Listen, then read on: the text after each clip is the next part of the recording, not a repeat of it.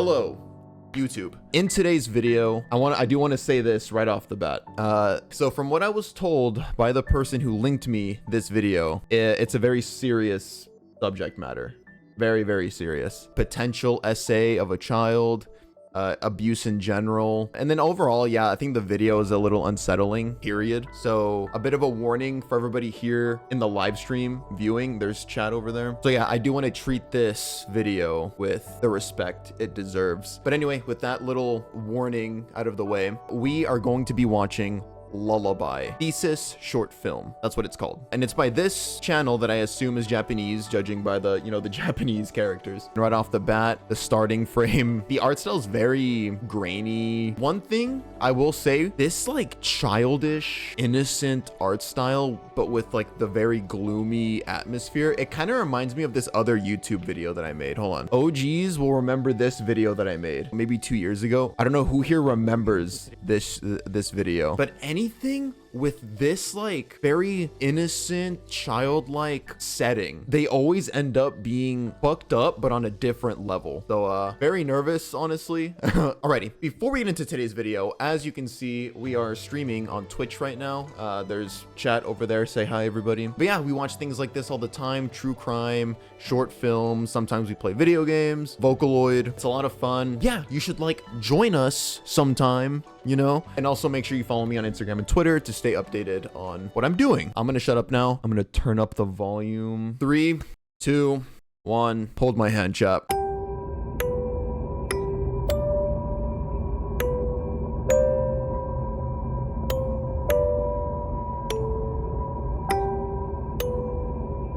Lullaby.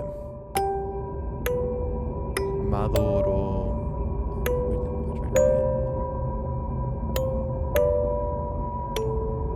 Man, this innocent baby music is already making me very scared for what's about to come. Gosh.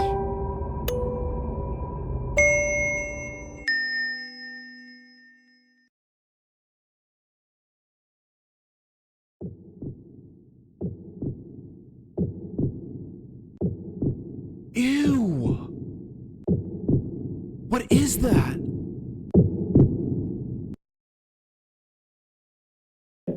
Oh, I'm scared.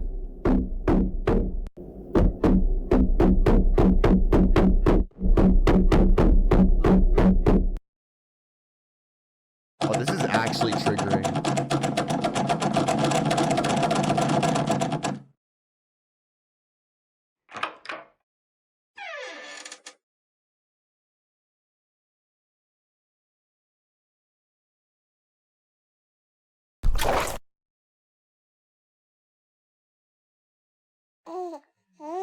Sorry, I needed to pause. Dude, the banging sound, it's just so like real.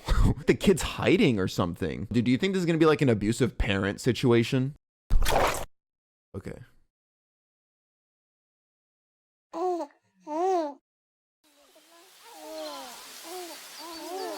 What the?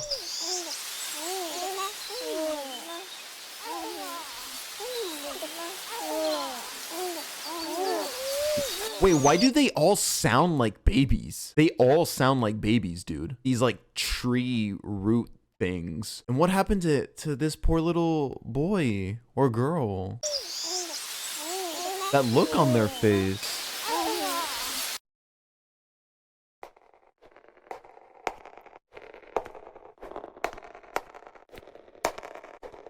What the fuck are you?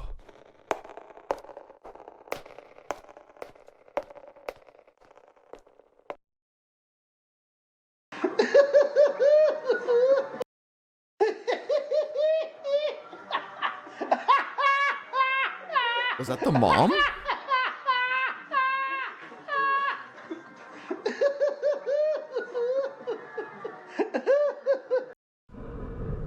What could that mean with like the little kid next to a dissected frog?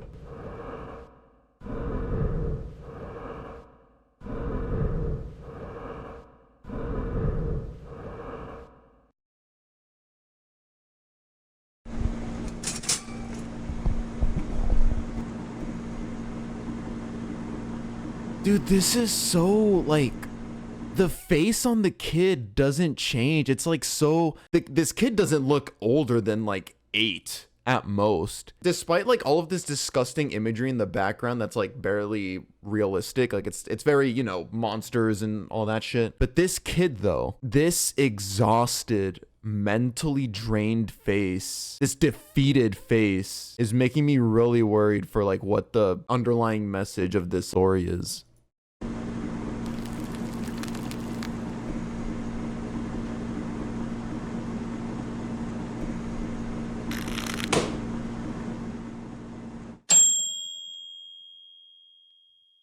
No fucking no. Was that no? Was that like, don't tell me this little ass kid gave birth, because it's like the stomach.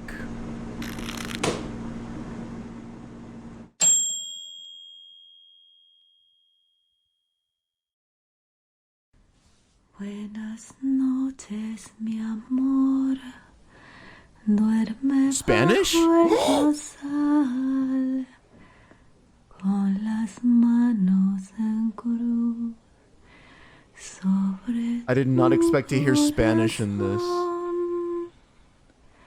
Y mañana What is this? tú te despertarás.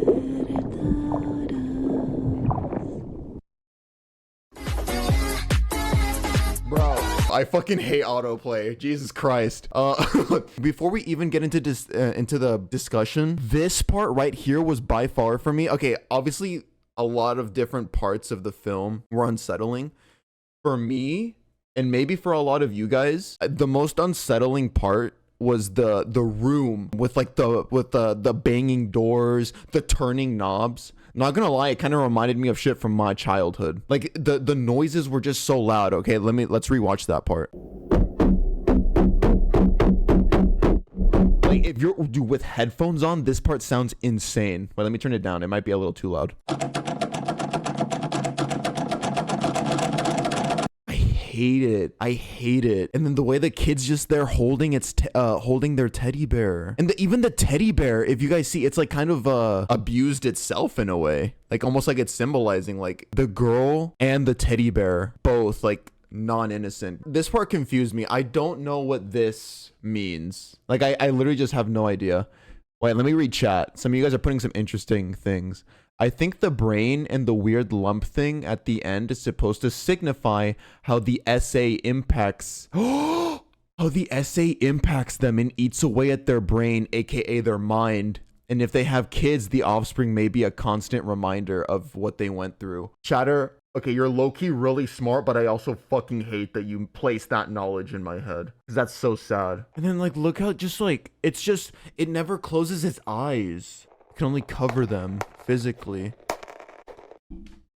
Dude, is this supposed to be the hospital where they give birth or what? Is that the no, because it looks like a nursery. No abortion, because they're like knives or something. Oh, or maybe yeah, maybe they just found out the kid was pregnant, and then when they're next to a dissected frog and they have the kid next to it, do you think it means like they're looking inside of her to see if there's a baby in there? It's a C-section. That's what I thought. Yeah, I thought it was gonna be something to do with like opening up the poor little baby. No, they had to do that because she's so small. She's just a kid, so obviously she can't give birth like the normal. Oh my god, that's so sad. Omar, go to the beginning and look at her face. Which face? But like in every single part, like she's facing away. Even in the mirror, she's facing away. Oh! Is this also symbolism? She can't even look at herself. And this is something really common with SA victims. They feel almost ashamed of themselves that it even happened. Even though she's looking at a mirror, theoretically, a mirror has no other choice but to reflect what you show it. So if anything, even if the whole world suddenly, like all the people in the world stopped looking at you, like they literally just physically could not look in your direction, the mirror is the one thing where you can make someone look at you, aka yourself. So the fact that she's looking in the mirror, even her reflection can't look at herself in the eyes because she feels ashamed.